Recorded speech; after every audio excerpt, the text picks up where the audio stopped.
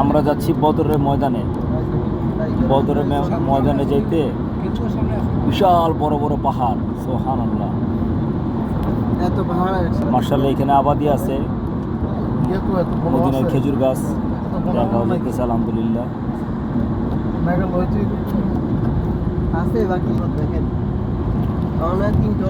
দিনে রাতে অবিরাম রমজান মাসে রোজা রেখে সাহাবা কেরাম বদর অভিযান করছে। আল্লাহু আকবার। 624 হিজরি রমজান মাসে হুজুর পাক সাল্লাল্লাহু আলাইহি ওয়াসাল্লাম সাহাবা কেরামকে নিয়ে এই বদর সফর করছেন। এখানে একটা ধ্বংসস্তূপ দেখা যাচ্ছে, এখানে কিছু ঘর বাড়ি ছিল, এগুলো সব ভেঙে ফেলা হয়েছে। জানি না কতদিন আগের, কোন আমলের, অনেক পুরাতন ঘর ছিল এক সময়। এখানে অনেক লোক বসবাস করতে, এখন সব ভেঙে ফেলা হয়েছে। আল্লাহু আকবার, আল্লাহু কাবীরা।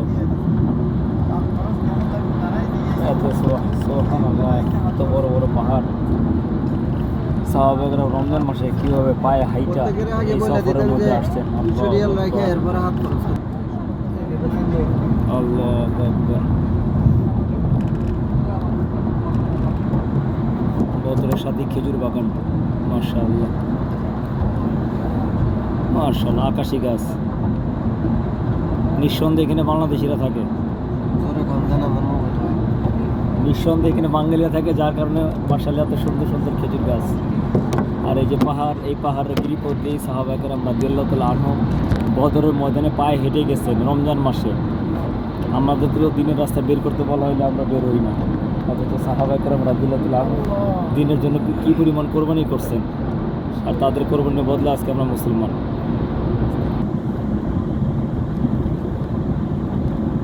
আল্লাহু আকবার। সূর্য ডুবতেছে, নিচে খেজুর বাগান, হাজার হাজার খেজুর গাছ, আর উপরে আল্লাহ তাআলার কুদরতি পাহাড়। সুবহানাল্লাহ, কি মনোরম পরিবেশ। আল্লাহু আকবার, আল্লাহু আকবার। মাশাআল্লাহ, আল্লাহু আকবার। বিশাল পাহাড়, সুবহানাল্লাহ।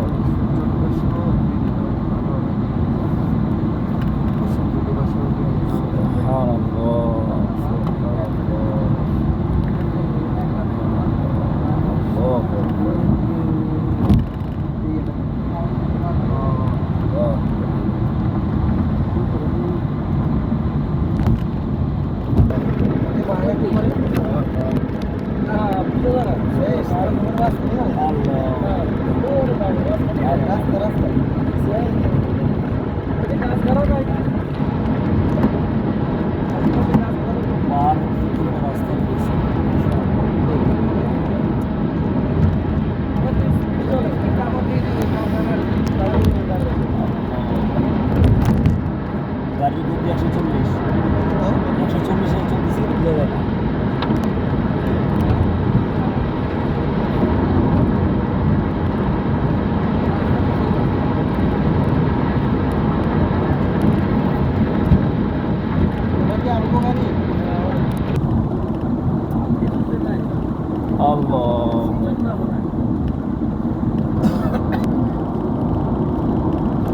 পাহাড়ের পিছন থেকে সূর্য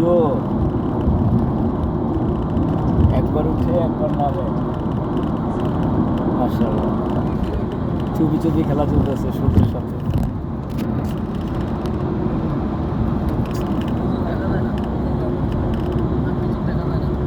খেজুর বাগান, মাশাআল্লাহ।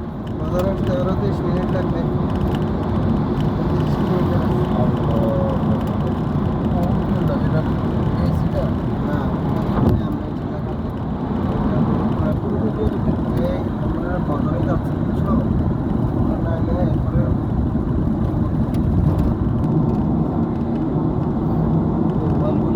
এখানে অনেক বাড়িঘর ছিল আর কি, বাড়িঘরগুলি ভেঙে দেওয়া হয়েছে। মাশাআল্লাহ, মসজিদ আছে, মেহনত আছে। লাল পাহাড়, মাশাআল্লাহ।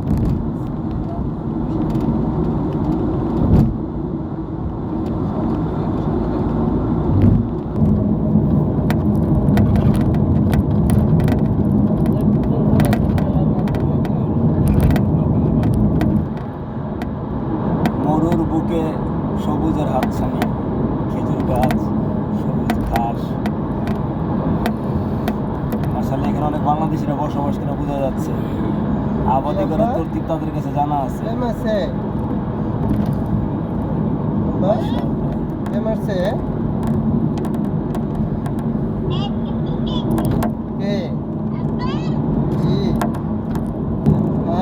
আল্লাহু আকবার, আল্লাহু আকবার, লা ইলাহা ইল্লাল্লাহ, আল্লাহু আকবার, আল্লাহু আকবার, লিল্লাহিল হামদ।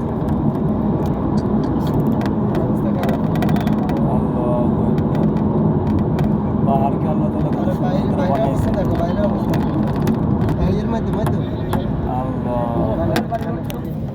লাল পাথরের পাহাড়, কালা পাথরের পাহাড়, হলুদ পাহাড়ের পাথর, হলুদ পাথরের পাহাড়, পাহাড় আর পাহাড়। আলহামদুলিল্লাহ, আল্লাহ শুকরিয়া। জি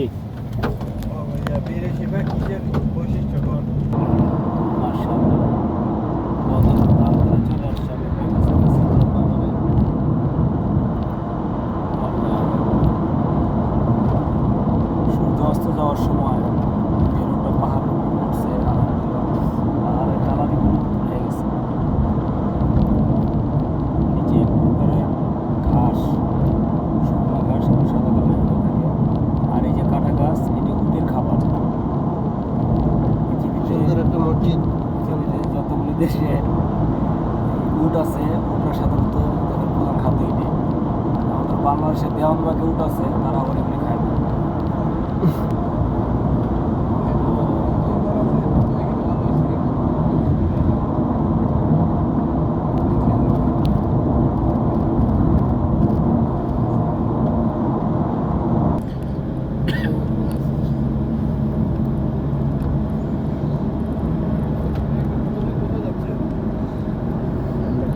যাচ্ছে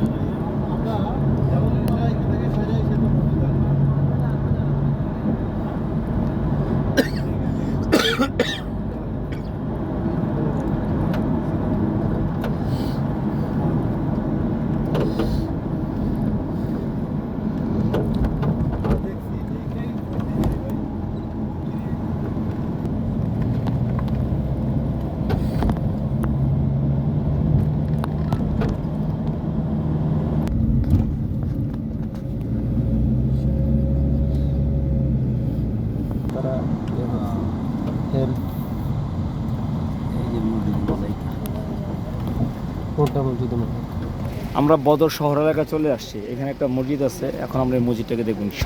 এটা হচ্ছে মসজিদে আরিস। এটা হচ্ছে বদরের ময়দান। হুজুর পাক সাল্লাল্লাহু আলাইহি সাল্লাম যখন 624 হিজরিতে বদরের ময়দানে আসছিলেন, তখন উনি এই মসজিদে নামাজ পড়ছিলেন বলতে এইখানে ওনার তাঁবু গাড়ছিলেন।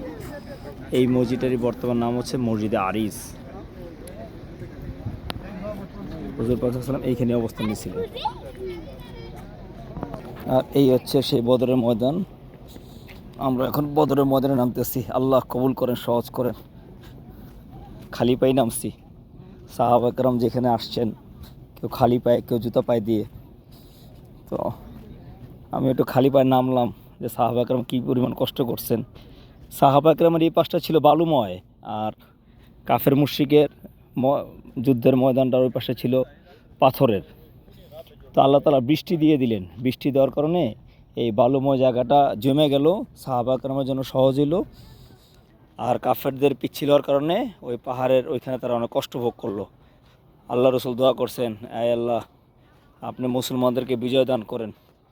এবং এত উপরে উনি হাত তুলে দোয়া করছেন যে হুজুর পাক সাল্লাল্লাহু আলাইহি ওয়াসাল্লামের বগল পর্যন্ত দেখা গেছে। এই সেই বদরের ময়দান, যেখানে বিশাল যুদ্ধ হয়েছেন। 313 সাহাবি, 313 জন বড় বড় সাহাবি, হুজুর পাক সাল্লাল্লাহু আলাইহি ওয়াসাল্লাম সহকারে আবু বকর, ওমর, হযরত আলী রাদিয়াল্লাহু আনহু সহকারে আরও বড় বড় সাহাবি যারা ছিলেন। 14 জন সাহাবি তো ইন্তেকাল করছেন। কাফেরদের মধ্যে 70 জন মারা গেছেন। আল্লাহ তাআলা ওই 1000 সশস্ত্র বাহিনীর বিপক্ষে আল্লাহ তাআলা আমাদের সাহাবা কেরামকে এই মরু ময়দান, এই বদরের ময়দানে আল্লাহ তাআলা বিজয় দান করছেন। আবু জেহেলের 12 বছরের 2 জন সাহাবি, মুআজ বিন মুআজ, এই 2 জন সাহাবি হত্যা করছেন। সর্বশেষ আব্দুল্লাহ ইবনে মাসউদ রাদিয়াল্লাহু আনহু কল্লা কাটছেন। আর এই সে আবু জাহেলের কবর, ফি নারে জাহান্নামা খালিদিন। এই পাশে আমাদের মুসলমানরা ছিল, আর ওই পাশে কাফের মুশরিকরা ছিল। এই সে বদরের ময়দান। এই বদরের ময়দানের মধ্যেই সাহাবা একরাম যুদ্ধ করছেন। আর হুজুর পাক সাল্লাল্লাহু আলাইহি ওয়াসাল্লাম এখানে তাবু গাড়ছিলেন। এই তাবু গাড়ার জায়গাটা ছিল এটার নাম হয়েছে মসজিদে আরিস। এখানে আল্লাহ তাবু গাড়া বসছিলেন এবং দোয়া করছেন। বিশাল যুদ্ধ হয়েছে বদরের ময়দানে। আল্লাহ তাআলার পক্ষ থেকে ফেরেশতা নাজিল করছেন। এই যে এখান থেকে ফেরেশতা নাজিল হয়েছে, আল্লাহ তাআলা এই পাহাড়ের উপর থেকে ফেরেশতা নাজিল করছেন এবং ফেরেশতারা নিচে নামছে, কাফেরদের বিরুদ্ধে সরাসরি যুদ্ধ করছেন। আর এইখানেই আবু জাহেল মারা গেছেন। এই হচ্ছে আবু জাহেলের কবর। সবাই সেখানে একটা করে পাথর মারে। এই যে কূপ, যুদ্ধের ময়দানের সময় এই কূপে এখান থেকে যখন কাফেররা পানি দিতে যেত তো কাফেরের কাছ থেকে পানি উঠতো না। যখন মুসলমান যেত সাথে সাথে আল্লাহ তাআলা এখানে পানি দিয়ে দিতেন। আর এখান থেকে ফেরেশতারা নাজিল হয়েছিল। এই সে বদরের ময়দান আল্লাহ তাআলা আমাদেরকে দেখাইলেন। এটা হচ্ছে আবু জাহেলের কবর। খেজুর গাছ। 624 হিজরি, আজ থেকে 1500 বছর আগে দুনিয়ার বুকে ইসলামকে জিন্দা করার জন্য সর্বপ্রথম যে যুদ্ধ হয়েছে এবং যে যুদ্ধে আল্লাহ তাআলা জয় দিয়েছেন, এই যুদ্ধই ছিল বদরের যুদ্ধ। আল্লাহ তাআলা নিয়ে আসছেন এই ময়দানের মধ্যে। আল্লাহ তাআলা আপনাদেরকে আসার তৌফিক দান করুক এবং দেখারও তৌফিক দান করুক। দিলের মধ্যে এই বিজয়ের ময়দানগুলি দেখারও একটা আফসোস থাকা দরকার। আয় আল্লাহ, আপনি আমাকে দেখাইলেন না। এই বালুময় জায়গা থেকে সাহাবা একরাম হাঁটছেন, পায়ে হাইটা 313 জন সাহাবী যুদ্ধ করছেন 1000 সশস্ত্র সৈন্যের সাথে, এবং আল্লাহ তাআলা বিজয় দান করছেন, ফেরেশতাদেরকেও তো নামায়া দিচ্ছেন। এবং এইখানে 14 জন সাহাবী মারা গেছেন এবং 70 জন কাফের মারা গেছে। এর মধ্যে একজন ছিল আবু জাহেল। আমরা আবু জাহেলের কবরও দেখলাম।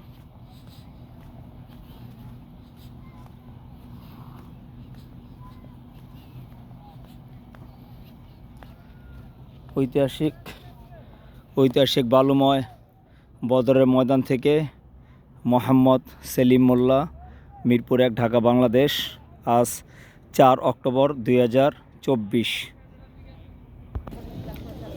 আল্লাহু আকবার। পুরা বদরের ময়দান এখান থেকে দেখা যাচ্ছে।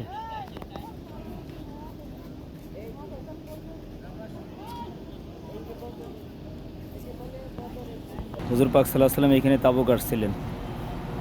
জামিয়া আরিস। এটা এখন বিশাল সুন্দর মসজিদ হয়েছে, আলহামদুলিল্লাহ।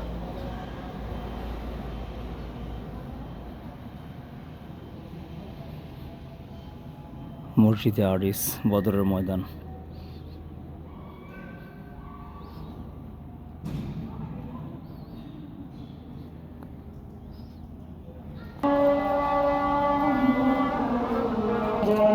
মাগরিবের আজান হয়ে যাচ্ছে। পবিত্র বদরের ময়দান থেকে বিদায় নিচ্ছি। আল্লাহ তাআলা আমাদেরকে এখানে আসার তৌফিক দান করেন। ফি আমানিল্লাহ। সুবহানাল্লাহি ওয়া বিহামদিহি, সুবহানাল্লাহিল আযীম।